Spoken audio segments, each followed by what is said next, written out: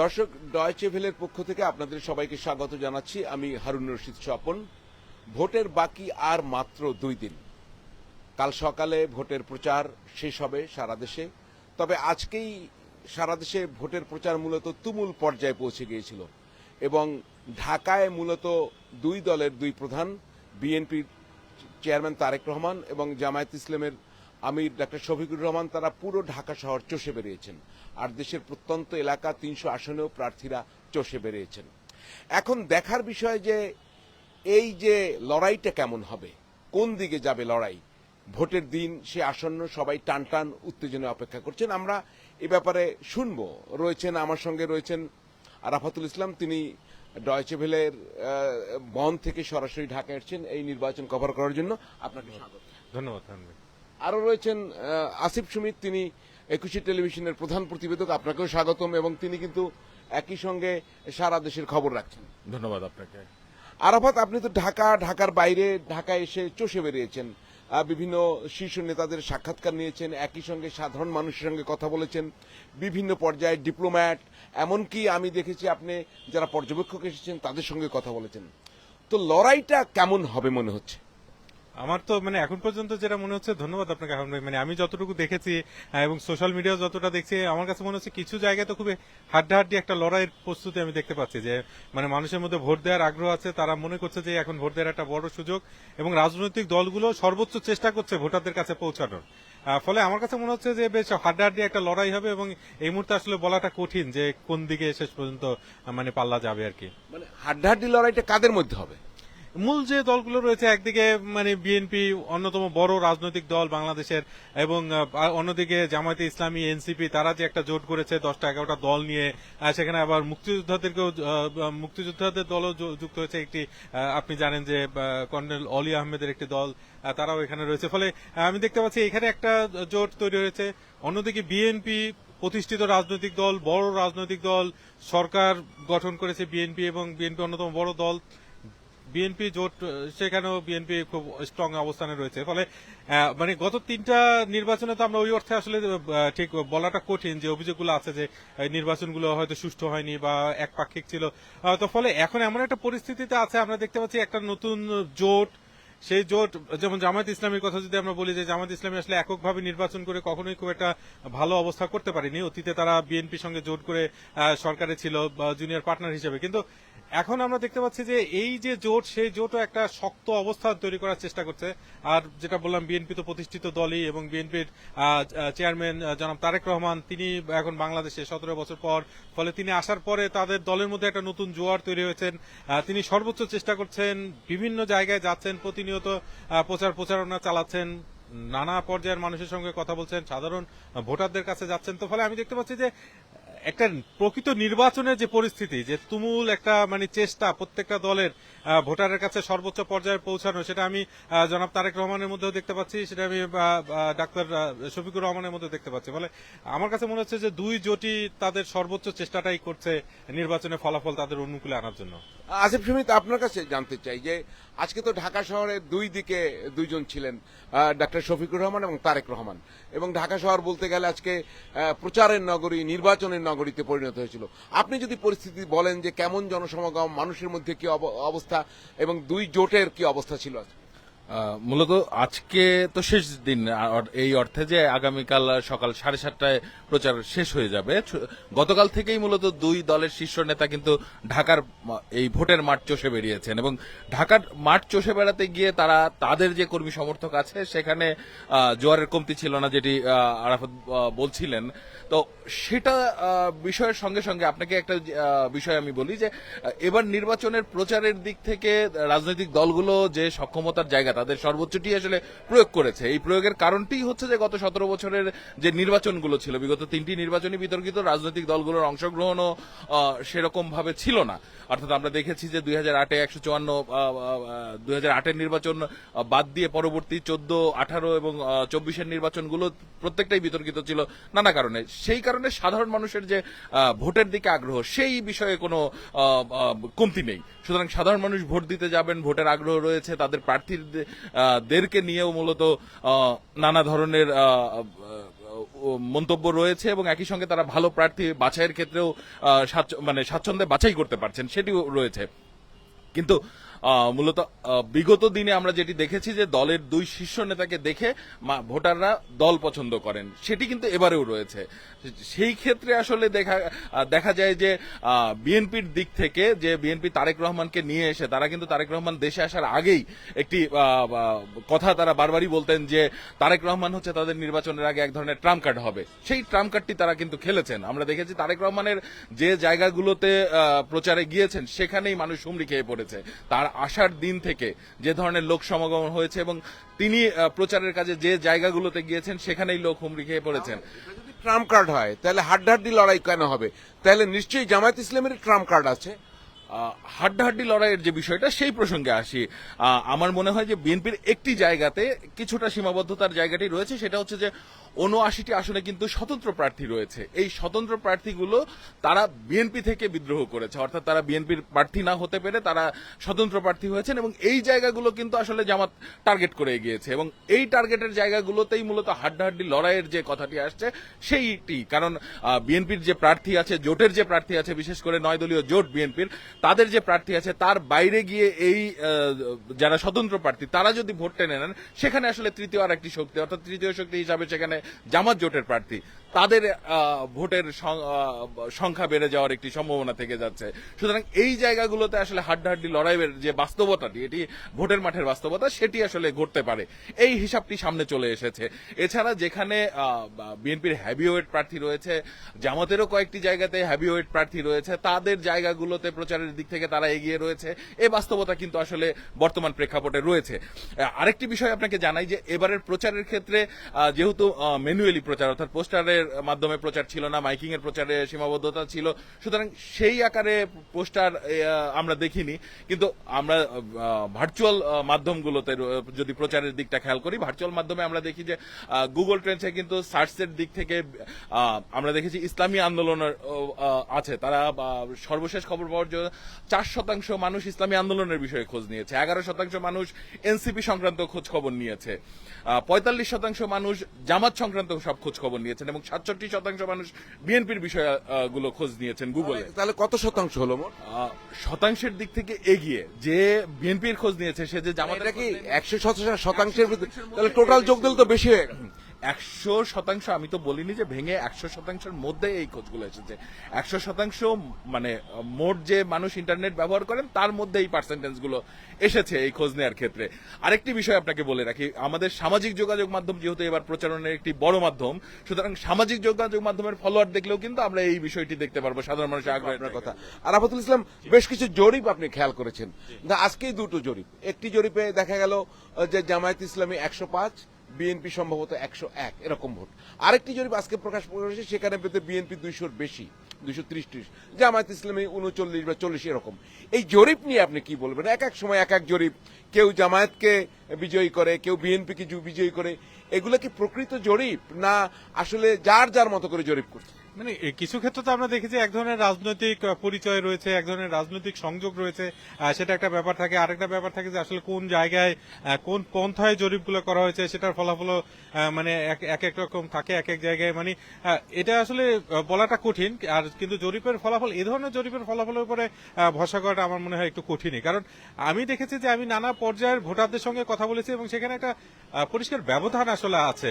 যেমনটা আমার সহ আলোচক বললেন যে এই যে মানে গত 3টা নির্বাচনের সময়ে, মানে গত 15 বছরের টাইমটা যদি আমরা বলি, এই 15 বছরে কিন্তু অনেক নতুন ভোটার হয়েছেন এবং এই ভোটাররা কাউকে ভোট দিতে পারেননি এবং আমরা এদের রাজনৈতিক পরিচয় ওইভাবে জানি না, বা এরা আসলে কোন দিকে বিবেচনা করছে, কোন বিষয়টা তাদের গুরুত্বপূর্ণ, এই জায়গাগুলোতে জানার কিন্তু ঘাটতি আছে। এবং আমরা দেখেছি যে জুলাইয়ে যে গণ আন্দোলন বাংলাদেশে হলো, যেটা মানে একেবারে গণ অভ্যুত্থানের রূপ নিল এবং শেখ হাসিনা সরকারের পতন ঘটলো তরুণদের নেতৃত্বে। এমন কিছু তরুণ বাইরে চলে এসেছে যাদের সম্পর্কে হয়তো তথ্য ছিল না, বা তাদের সম্পর্কে হয়তো আওয়ামী লীগ বা তখনকার যে প্রশাসন তারা ততটা বুঝতেও পারেনি যে এই তরুণদের পক্ষে এত বড় একটা মানে আন্দোলন নেতৃত্ব দিয়ে। আজকে কিন্তু একটা আন্তর্জাতিক সংবাদ মাধ্যমের মূল শিরোনাম হচ্ছে কি জানেন? সেটি হচ্ছে বিশ্বের ইতিহাসে বাংলাদেশে প্রথম জেনজিদের ভোট। খেয়াল করুন, ঠিক। তো এই যে একটা বড় সংখ্যক ভোটার, এদের ভোট সম্পর্কে আমাদের ধারণা নেই, আমরা আসলে জানি না যে তারা কাকে ভোট দেবে। ফলে এক এক সময় জরিপে আমরা এক এক ধরনের কথা দেখতে পাচ্ছি, মানে নানা রকমের বক্তব্য আমরা দেখতে পাচ্ছি, কিন্তু আমার কাছে মনে হচ্ছে যে সব শেষে গিয়ে মানে ফলাফলটা কোন দিকে যাবে সেটা মানে এখন আমাদের অপেক্ষা করতে হবে আরো 24 ঘন্টা, 48 ঘন্টা, 72 ঘন্টা, তারপর আমরা বুঝতে পারবো। কিন্তু আমি যেটা দেখতে পাচ্ছি যে একটা নির্বাচনের প্রতি মানুষের প্রচন্ড আগ্রহ আছে, ভোট দেওয়ার প্রতি মানুষের প্রচন্ড আগ্রহ আছে, প্রচুর ভোটার আছে, এবং এই যে তরুণ ভোটাররা, এবং আরেকটা বিষয় যেটা আমরা দেখতে পাচ্ছি যে জামায়াতের সঙ্গে যে মানে আমরা যে সম্মুখ সারির যে জুলাই যোদ্ধা বা জুলাই নেতৃত্ব দিয়েছে যাদের দেখা যাচ্ছে তাদের দল এনসিপি, তারা তাদের সঙ্গে জোট করেছে। তো এখন এনসিপির একটা ভোট আছে, সেই ভোটটা এখন কত শতাংশ সেটা দেখার বিষয়, কারণ তারা তো কখনো ভোটে অংশ নেয়নি, নতুন একটি দল, তাদের নিয়ে নানা রকম আলোচনা আছে, বিতর্ক আছে, সমালোচনা আছে, মূলধারার গণমাধ্যমে তাদের নেতাদের নিয়ে একরকম বক্তব্য প্রকাশিত হচ্ছে। অনেক সময় তাদেরকে ফ্রেমিং এরও একটা অভিযোগ রয়েছে যে তাদের বিরুদ্ধে অনেক সময় এমন এমন বিষয় সামনে নিয়ে আসা হয়েছে যেটা আসলে স্বাভাবিকভাবে চিন্তা করলে মানে অস্বাভাবিক মনে হয় না। আমি আপনাকে ছোট্ট একটা উদাহরণ দিই যে আসিফ মাহমুদ সবুজীব ভূঁইয়া, তিনি একজন উপদেষ্টা ছিলেন, দেখা গেছে তিনি ওয়েস্টিনে ব্রেকফাস্ট করতে যান, এটা একদিন বললেন, এবং তারপরে মানে সেটা নিয়ে তুমুল মানে আলোচনা, সমালোচনা, বিতর্ক, কেন তিনি মানে ওয়েস্টিনে সকালে নাস্তা করতে যান। এখন আবার 300 ফিটে হাঁস খেতে যান। হ্যাঁ, 300 ফিটে হাঁস খেতে যান। তো মানে এগুলো বলার সময় আপনি এমন ভাবে বলছেন যে এটা বিশাল বিশাল ঘটনা, কিন্তু আমি নিজে বিষয়টা যাচাই করে দেখেছি যে ঢাকা শহরে টিকটকার আছেন একজন তরুণ, সে হচ্ছে গিয়ে আপনার ফুচকা বিক্রি করে, পড়াশোনা করে, খুবই ভালো ব্রিলিয়ান্ট একটা ছেলে। ও প্রতিদিন সন্ধ্যার সময় ও দিনে ফুচকা বিক্রি করে, ও রাতের বেলা যায় ওয়েস্টিনে, সে যে কফি খায় এবং তার বন্ধুদের সঙ্গে সে রাতে ওয়েস্টিনে আড্ডা দেয়। তো আমি বলছি যে মানে ওয়েস্টিনে একটা ব্রেকফাস্ট করা কিন্তু এখন বিশাল কোনো ব্যাপার না, মানে একজন উপদেষ্টার পক্ষে, মানে এটা একজন টিকটকারের পক্ষেও সম্ভব। তো কিন্তু আমরা যখন এ নিয়ে আলোচনা করতে যাই তখন মনে হয় যে এটা বিশাল একটা ঘটনা ঘটে গেছে, যে সে বা ওখানে হাঁসের মাংস খেতে যাওয়াটাও মনে হয় একটা বড় ব্যাপার।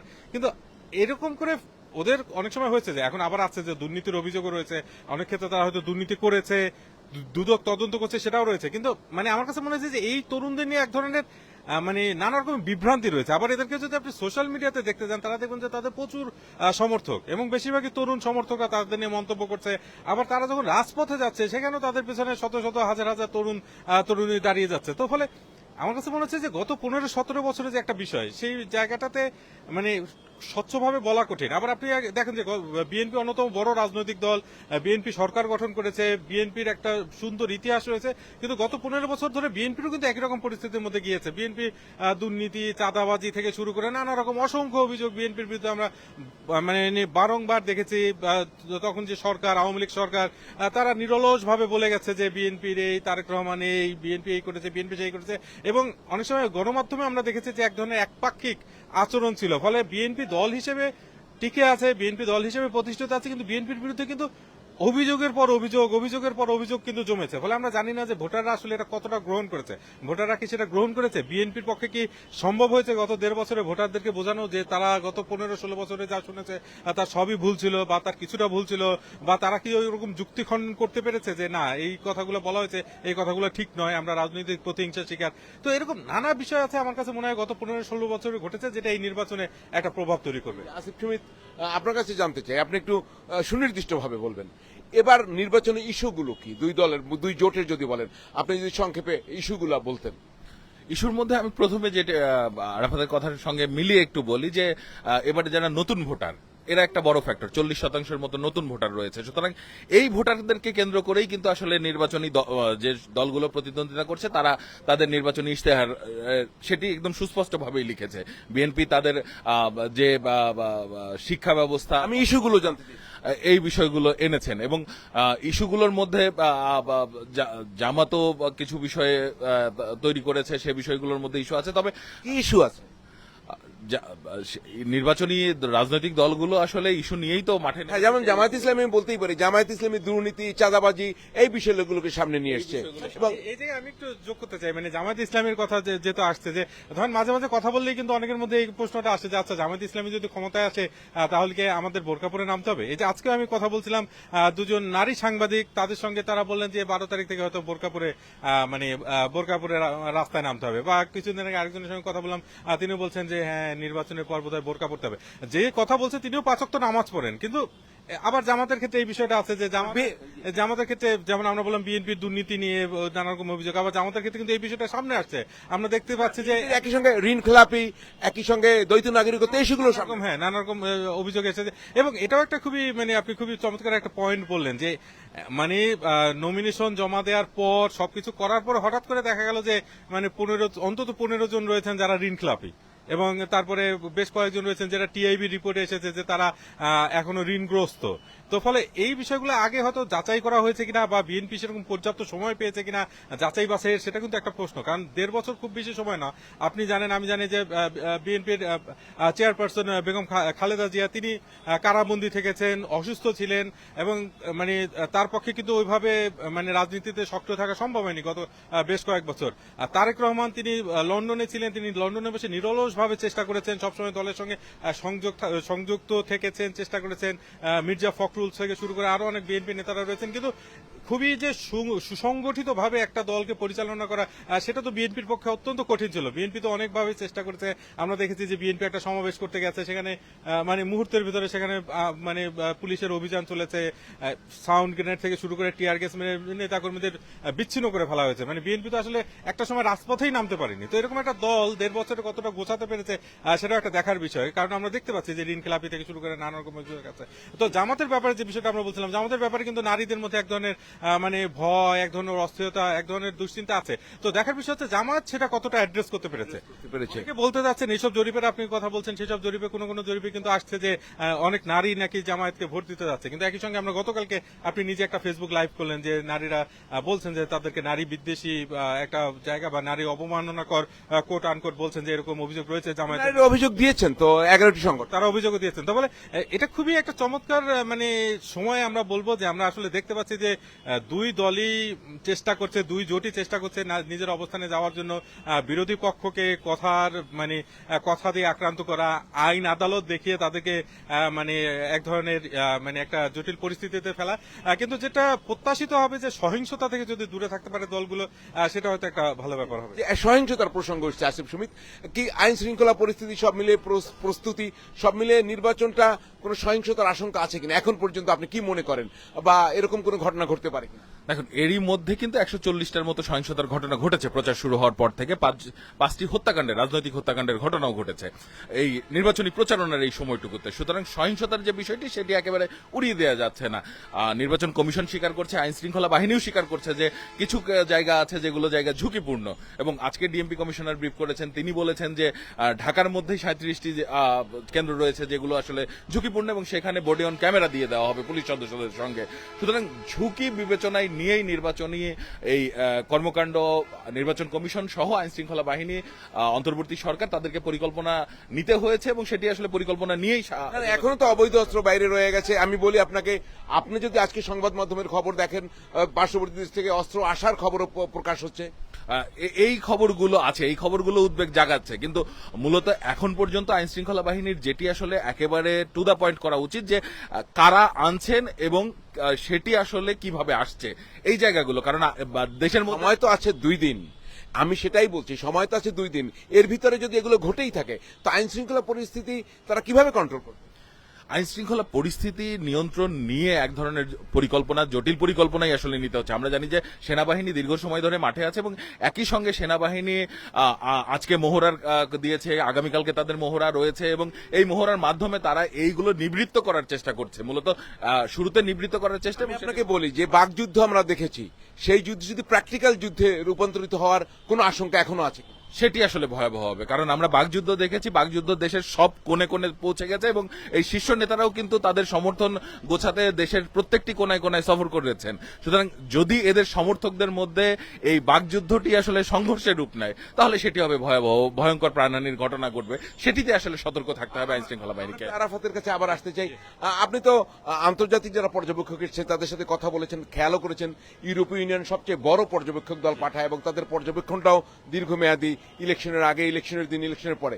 তারা কি বলছে বা তাদের মতিগতি কি বুঝছেন আপনি? জি, আপনি ঠিকই বলেছেন যে ইউরোপিয়ান ইউনিয়নের কিন্তু অন্তত 200 পর্যবেক্ষক ইউরোপিয়ান ইউনিয়ন থেকে এসেছে, ইউরোপীয় এই জোট থেকে, এবং তারা বর্তমানে অবস্থান করছেন ঢাকায়। তারা কালকে থেকে বিভিন্ন জায়গায় যাবেন, পুরো বাংলাদেশে আসলে ছড়িয়ে যাবেন, তারা নির্বাচন পর্যবেক্ষণ করবেন। তো আমি জিজ্ঞেস করেছিলাম সেই যে এই নির্বাচন পর্যবেক্ষণ দল, সেই দলের প্রধানকে যে 2008 সালের পরে তারা কিন্তু গত 3টা নির্বাচন তারা করেনি, পর্যবেক্ষণ করেনি। তো আমি জানতে চেয়েছিলাম যে আপনাদের এই মানে নির্বাচন পর্যবেক্ষণ করার আগ্রহ কেন হলো। তো তিনি বললেন যে বাংলাদেশে তারা একটা পরিবর্তনের মধ্য দিয়ে যাচ্ছে, তারা সেটা দেখতে পাচ্ছেন, এবং ইউরোপ হচ্ছে গিয়া বাংলাদেশের সবচেয়ে বড় রপ্তানি বাজার, সেটা তাদের জন্য গুরুত্বপূর্ণ। এবং আরেকটি খুবই গুরুত্বপূর্ণ কথা তিনি বলেছেন যে ইউরোপীয় ইউনিয়নও তাদের নতুন সহযোগী খুঁজছে। মানে বিশ্বের যে একটা ভূ রাজনৈতিক যে পরিবর্তন ঘটছে, সেই পরিবর্তনের প্রেক্ষিতে ইউরোপীয় ইউনিয়নের কাছেও বাংলাদেশ এখন একটি গুরুত্বপূর্ণ রাষ্ট্র। তো তারা দেখতে চাচ্ছে যে এখানে একটা মানে অবাধ এবং মানে সুষ্ঠু নির্বাচন হয়, অংশগ্রহণমূলক নির্বাচন যাতে হয় সেটা। এবং আমি তাকে এটাও জিজ্ঞাসা করেছিলাম যে এই যে মানে আওয়ামী লীগ এখন যে রাজনীতি নিষিদ্ধ আছে, আওয়ামী লীগের সন্ত্রাস বিরোধী আইনে জুলাই গণ অভ্যুত্থানের পর, তো এই বিষয়টা তো তাকে আমি জিজ্ঞাসা করেছি, এবং তিনি বলেছেন যে মানে এটা আসলে বাংলাদেশের বিচারের বিষয়, বাংলাদেশে একটা মানে অন্তর্বর্তীকালীন বিচার চলছে এবং বাংলাদেশের মানুষ সেটা নির্ধারণ করবে। কিন্তু তার কাছে যেটা গুরুত্বপূর্ণ, এই যে আওয়ামী লীগ যে নেই, এই আওয়ামী লীগ না থাকার ফলে ভোটার টার্ন আউট কেমন হচ্ছে, মানে ভোটারের হার কেমন হচ্ছে, মানে সেটা কি একটা ডিসেন্ট পর্যায়ের ভোটিং হচ্ছে কিনা, মানুষ ভোটাররা যাচ্ছে কিনা। এবং শুধু ভোটারদের যাওয়া না, ইউরোপিয়ান ইউনিয়নের কাছে এটাও ইম্পর্টেন্ট যে কত সংখ্যক নারী ভোট দিতে গেল, তারপরে মানে সংখ্যালঘু সম্প্রদায়ের মানুষ কতটা ভোট দিতে গেল। তো এই বিষয়গুলো কিন্তু তারা বিবেচনায় আনছেন। এখন আওয়ামী লীগ নাই বলে যদি ভোটার টার্ন আউট খুব কম হয়, সেটাও কিন্তু এই নির্বাচনকে প্রশ্নবিদ্ধ করবে। ফলে সবকিছু মিলিয়ে তারা কিন্তু নির্বাচন পর্যবেক্ষণটা খুব গুরুত্ব সহকারেই করবেন, এবং এটা তাদের নিজেদের প্রয়োজনেই তারা করছেন। কারণ তারা চান যে বাংলাদেশে একটা ভবিষ্যতে যে সরকার হবে, যে আইনের শাসন থাকবে, এবং সেই যে সরকার, সেই যে রাষ্ট্র, সেই রাষ্ট্রের সঙ্গে তারা অংশীদারিত্ব বাড়াবে, তারা সহযোগিতা বাড়াবে, বাংলাদেশ বাণিজ্যিকভাবে লাভবান হবে, অর্থনৈতিকভাবে লাভবান হবে, তারাও একটা নতুন সঙ্গী পাবে। ধন্যবাদ আরাফাতুল ইসলাম, ধন্যবাদ আসিফ শহীদ। দর্শক, বাংলাদেশের এই নির্বাচন নিয়ে আন্তর্জাতিক পর্যায়ে ব্যাপক আগ্রহ রয়েছে, ভূ রাজনৈতিকভাবে বাংলাদেশ একটি গুরুত্বপূর্ণ জায়গায় রয়েছে। তো আমরাও আশা করি দুদিন পর যে নির্বাচন হবে, সেই নির্বাচন যেন বাংলাদেশের গণতন্ত্র উত্তরণের পথে একটি বড় সহায়ক ভূমিকা পালন করে। ডয়চে ভেলে এ পর্যায় থেকে বিদায় নিচ্ছি। আমি হারুন রশিদ স্বপন, আমার সঙ্গে ছিলেন সমীর কুবর দে। শুভেচ্ছা সবাইকে, শুভরাত্রি।